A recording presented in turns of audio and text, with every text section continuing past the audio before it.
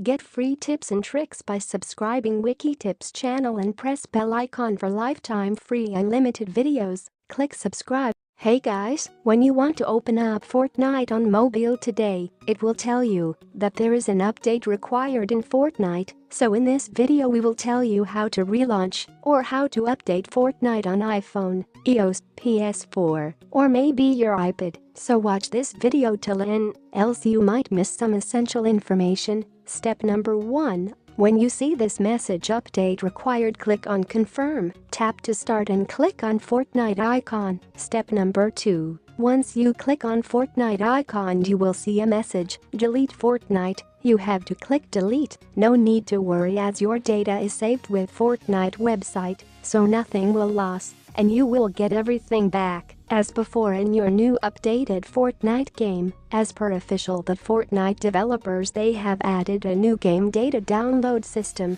Due to this, you'll have to download the entire game again.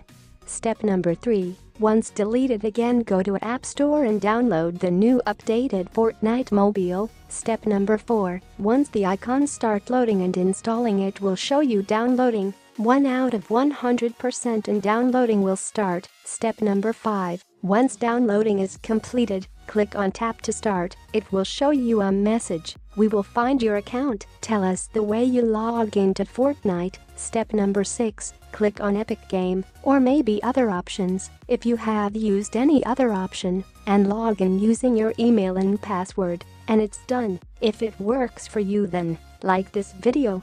Also, you might face some issue while updating Fortnite on mobile, so don't forget to subscribe WikiTips channel. We will keep on resolving your queries below in comment section, so click subscribe now.